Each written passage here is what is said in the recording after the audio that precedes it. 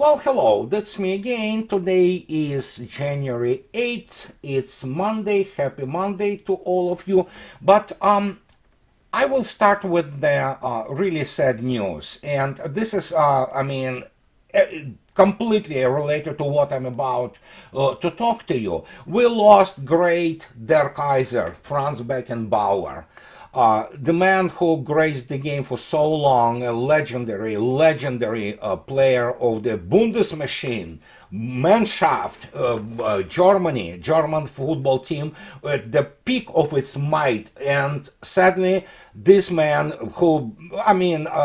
outstanding player and a remarkable human, he is gone today. So, and it is in some sense extremely symbolic that actually he is gone today when Germany is being basically flushed down the toilet, and it's not the Germany we used to know and got used to basically living with since mid 60s, 1960s of the last century. And so rest in peace, legend Franz Beckenbauer. But that also relates to what I'm going to be talking about Germany primarily today, and this is absolutely strangely symbolic that Franz Beckenbauer left us. But yesterday, Tucker and Brett Weinstein speaking about the situation with the combined West, and Tucker asks Brett Weinstein, if you don't know who Brett Weinstein is, look it up. He used to be the big guy in the Evergreen College, which is one of those, uber liberal, not job woke places. He had enough integrity together with his wife to retire, basically rather submit resignation, not to deal with this basically insane politics of the liberal college. And he has since been a very outspoken person. He puts himself as the left-leaning libertarian, some sort of progressive, but the more important it is what he says right now. And Tucker asked him, has the West already fallen yesterday? And Brett stated that it already happened. It's a fait accompli. And what he said, we are dealing now with some kind of nebulous remnants of the combined West. And I have to agree primarily with him, with most of what he had to say.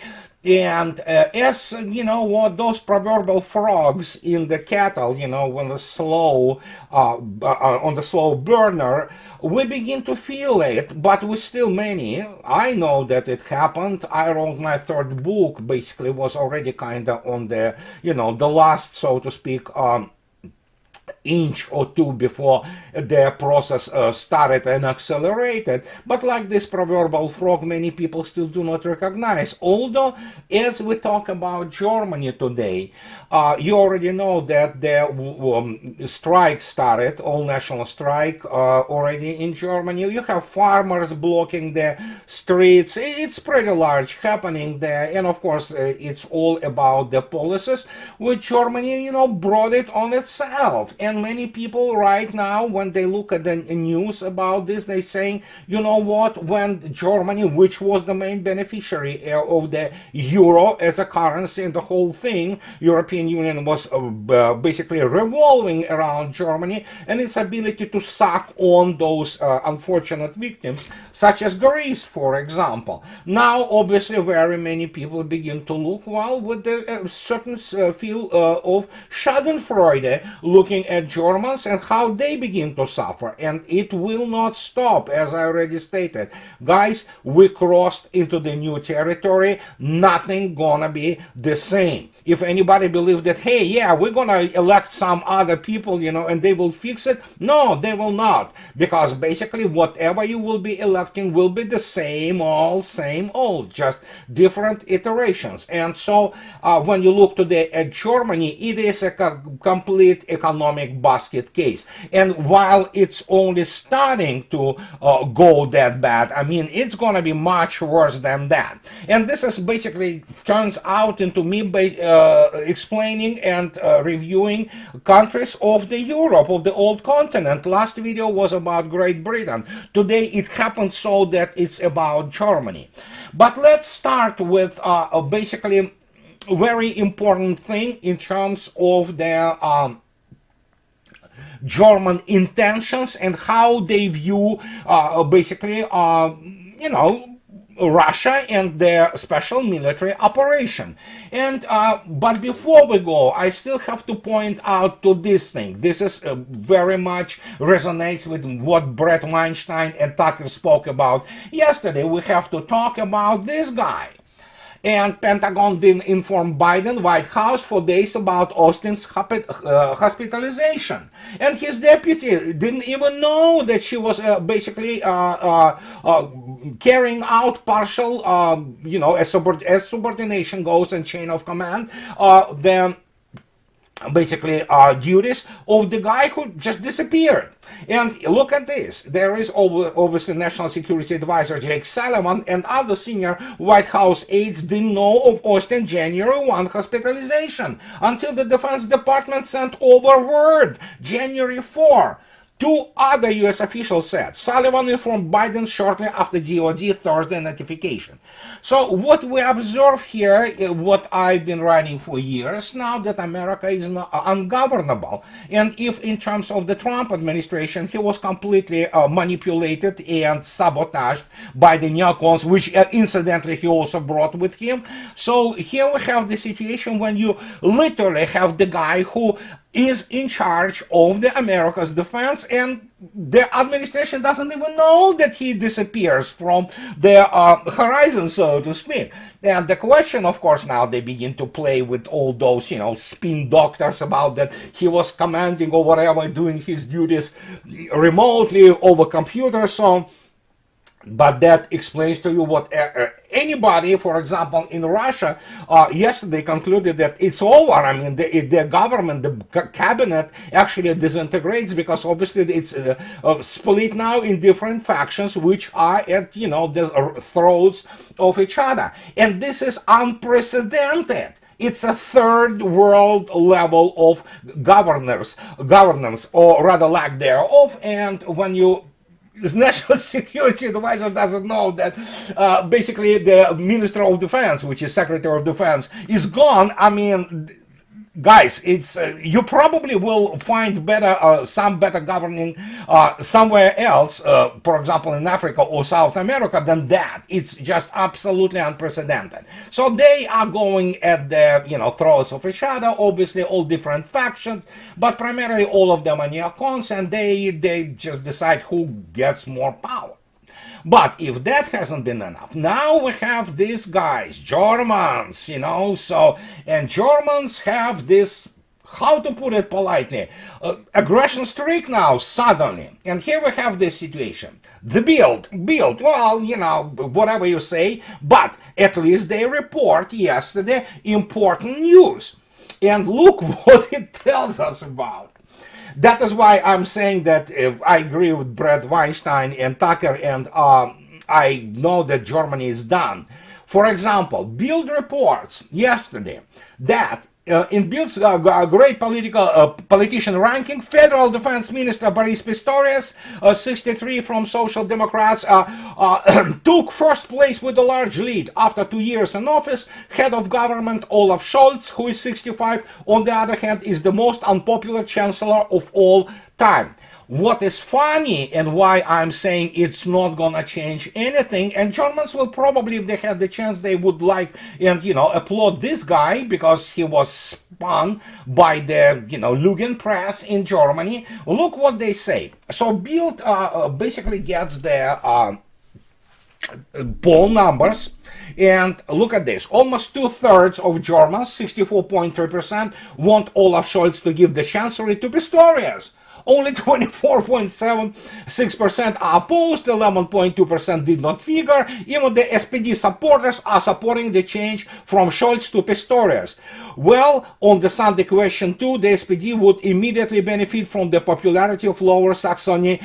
Pistorius would come back to more than 20%. So what is happening now is the Germans are about to be shafted yet again big time because there are no competent people in Scholz government. And fact is, 90% of the German political and so-called intellectual elite are nincompoops. They are morons who were prepared in the all kinds. Well, again, I mean, guys, look at Annalena Baerbock, for crying out loud. The girl is really challenged geometrically and geographically, and she's challenged in many other ways, and yet she runs the foreign policy of Germany. And when you look at Christine Lambrecht, who believed that, Putin will be, using, I don't know, it's just absolutely preposterous. The level of the circus there is unbelievable. If any Germans think that Pistorius will do any better, no, he will not.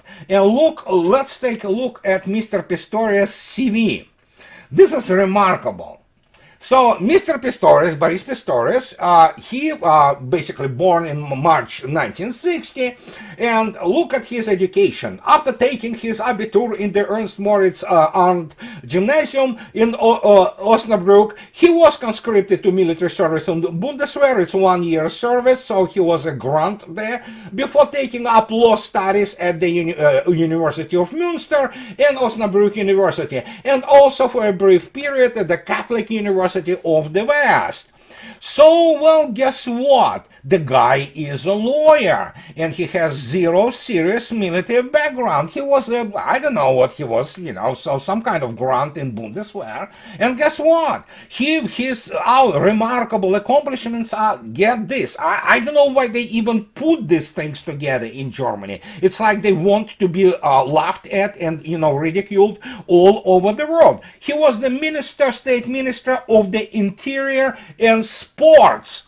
So, basically, when you look at this, the guy has no clue. The guy has no clue about anything. But he was a classic, political animal, the worm, which was basically making his way through the political bureaucracy of Germany, probably supported by some American, handlers there, because all of them are under basically one way or other control of the United States. And so here's the guy who is defense minister. And if you think so, that, what people would say, look at Russia, look at Shoigu, so he is not a military guy. Well, I have some news for you guys, because if we compare to what Mr. Shoigu is and what Mr. Pistorius is, because obviously they cannot break actually Bundeswehr more than it is already broken. It's a laughable force. And when you look at attentively how it was happening, they started with von der Leyen, who screwed it up badly. Then they had Lambrecht, and now you have Pistorius. So none of those people have any idea what military is and how it operates. But if we talk about Mr. Shoigu forestalling this argument that, for example, Shoigu never served in military, well, it's not quite simple as that. Let's take a look at Mr. Shoigu's bio. Look at this. Here's biography which is provided by RIA News. If you take a look attentively at who Mr. Shoigu was, he was the chairman of many things. He graduated basically in Krasnoyarsk Polytechnic Institute, now Krasnoyarsk State Technical University, with degree in civil engineering, PhD in economics. But what many people don't know, and this is official part of his biography, he graduated what would be considered in the United States ROTC. It's called the Military Department of University. In other words, he not just graduated with degree in civil engineering, and before he proceeded to defend his thesis in PhD in economics, he actually fully blown lieutenant graduate of the ROTC, of the military department. So the guy has an official rank. What is happening next, as you can see yourself, Sergei Shoigu, he was the chairman of the Russian Rescue Corps, chairman of the Russian State Committee for Emergency Situations, and basically since 1994 to 2012, he created this monstrously efficient Ministry of the Emergency Situation. And guess what? While doing so, let me show you something what Ministry of the Emergency Situation in Russia is, including, of course, this very funny little thing in there, which is called the actually civil defense troops. For example, this is the part, that was the part of Shoigu, basically department, the ministry. You see this? This is Academy of the Emergency Situation. These are civil defense troops. They are full-blown troops.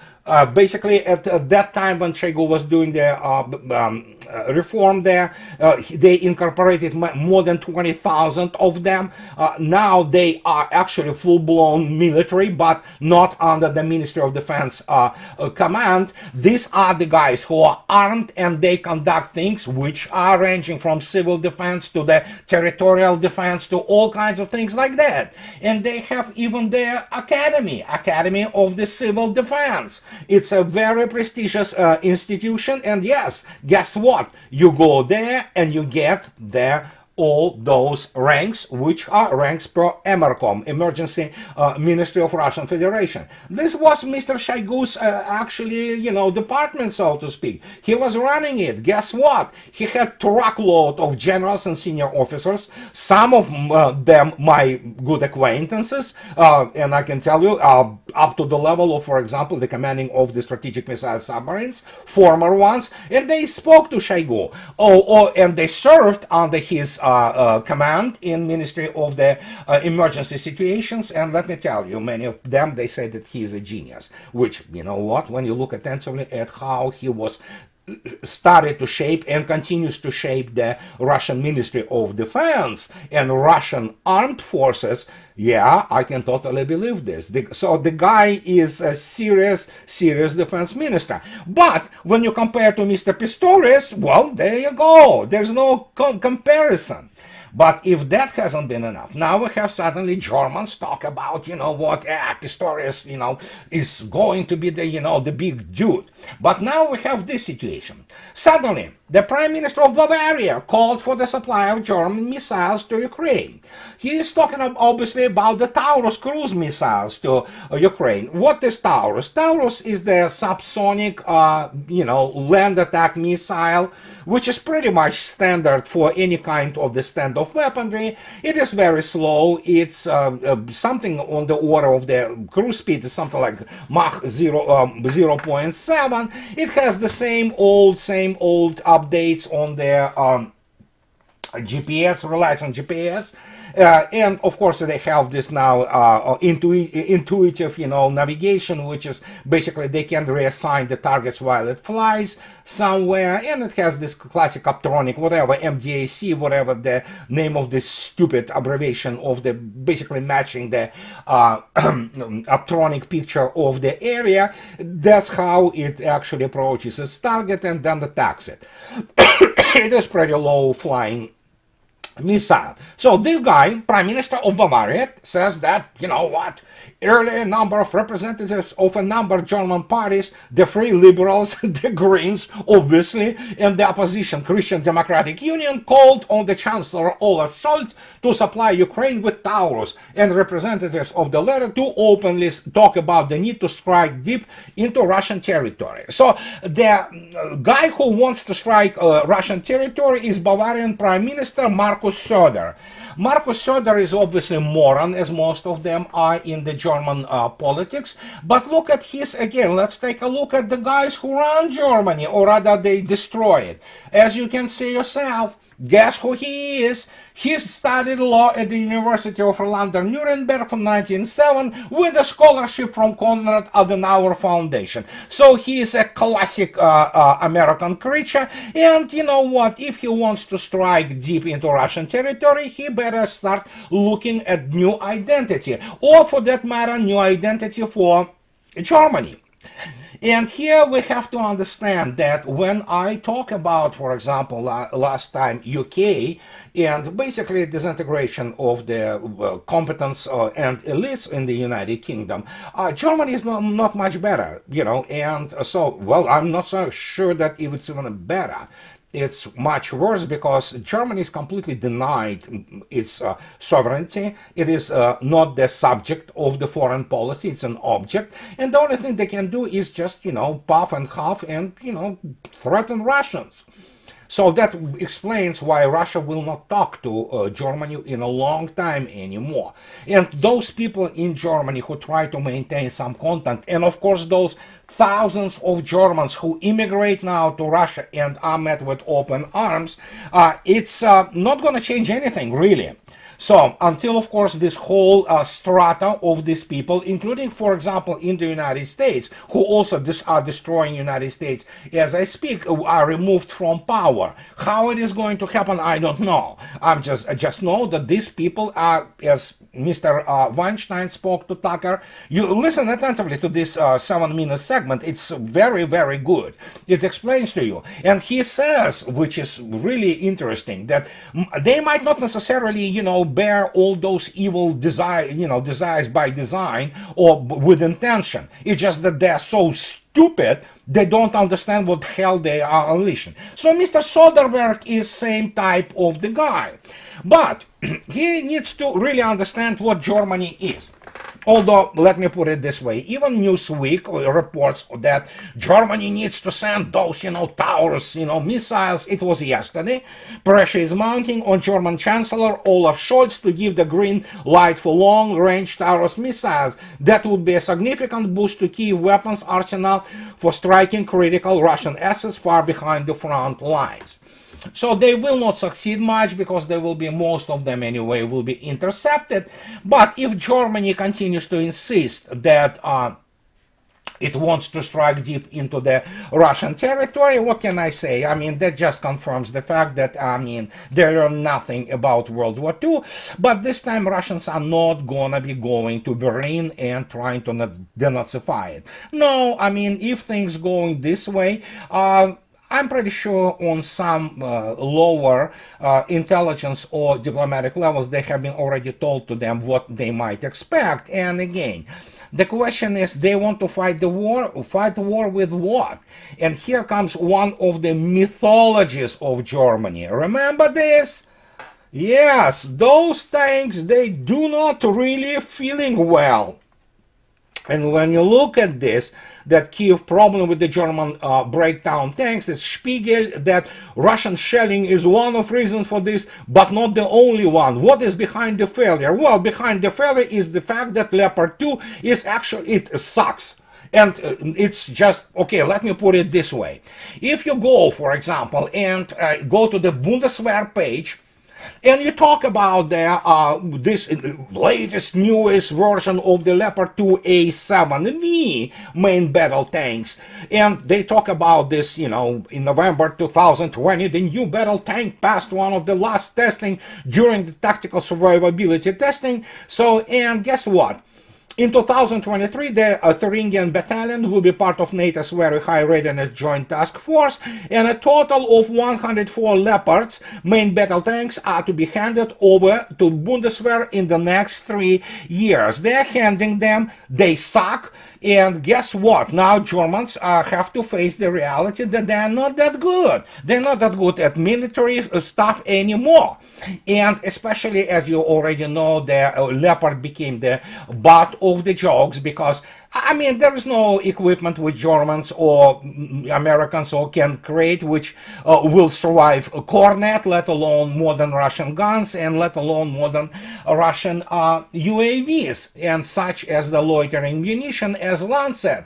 Yet, there is obviously a lot of butthurt, there is a lot of sore losers and sour grapes out there, and they suddenly want to, just pretend that they matter. Those, things matter in Germany. They don't. Bundeswehr of today is a joke. And it has nothing in common with the Bundeswehr, which, for example, Soviet army respected. They were not afraid of it, but they respected. Bundeswehr of the Cold War was a serious organization with an excellent, training, excellent, TOE, table of organization and equipment. But now, when you look at Bundeswehr, and even considering those 100 billion euros, which supposedly Germany is going to, direct towards the improving of its or her defense against who I don't know. But then again, if Russia needs to just be done with Germany, God forbids, it will take about 15 minutes, and after that they can forget about any kind of Germany. But the point is that no matter how they do, many people do not understand that in the end, as Maria Zakharova stated, when talking about, European army, which they want to, and of course,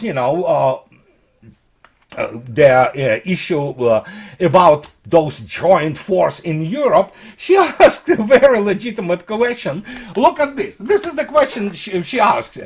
That she added that before creating the armed forces, it is necessary to understand what fuel they will use. Otherwise, the United States will be able to blackmail the European Union with an increase in fuel prices if Brussels will not send its troops where it is directed in the Washington.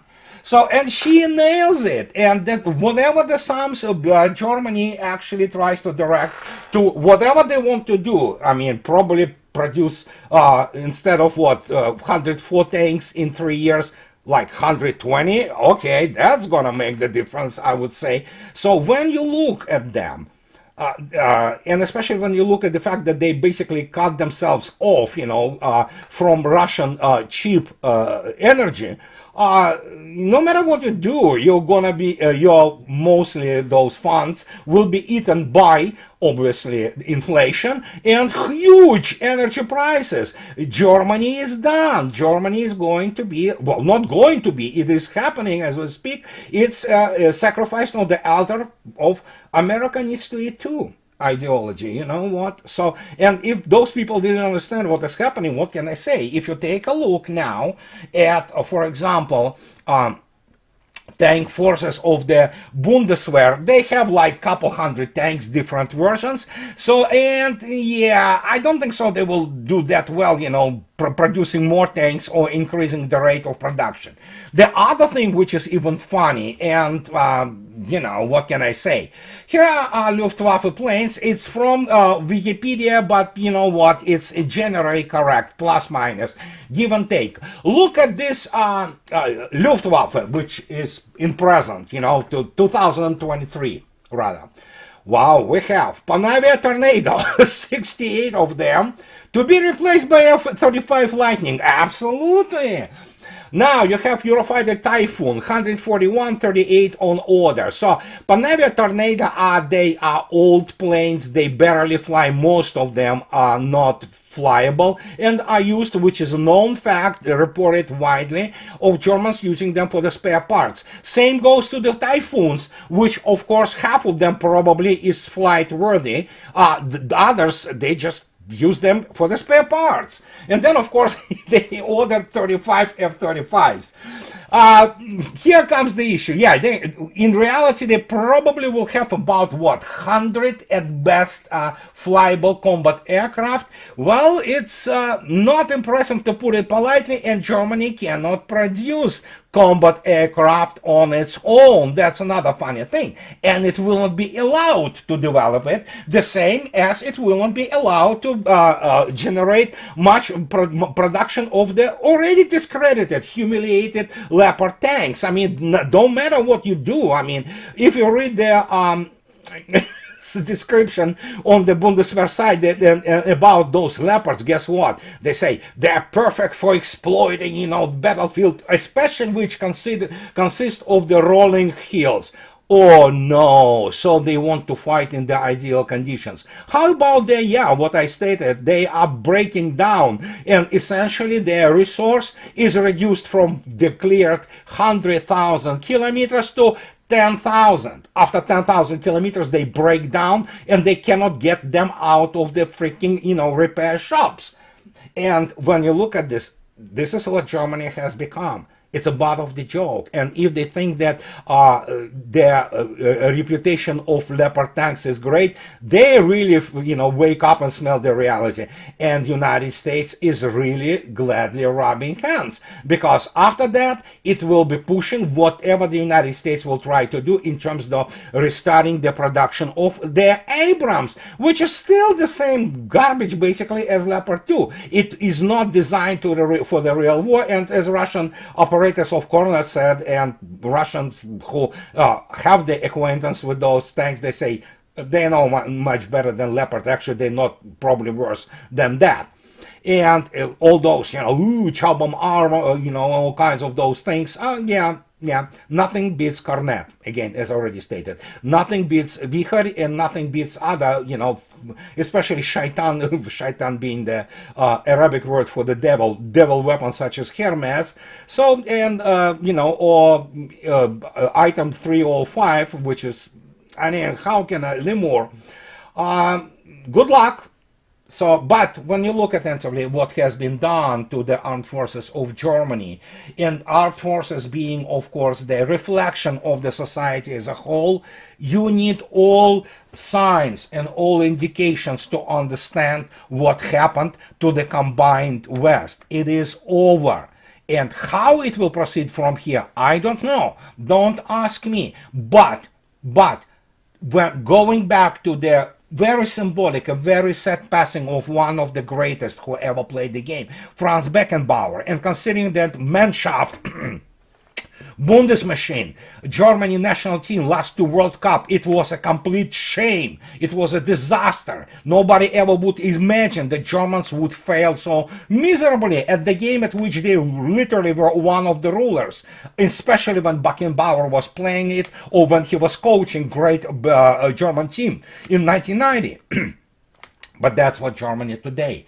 And the same as with UK, the same as in Germany, and the same what is happening in the United States, but on a different track. We can say now that, and confirm the words of Mr. Weinstein, that, yeah, it's over. No, it's all nebulous now. That's all those, whiffs, all those, steam which is left from the rubble.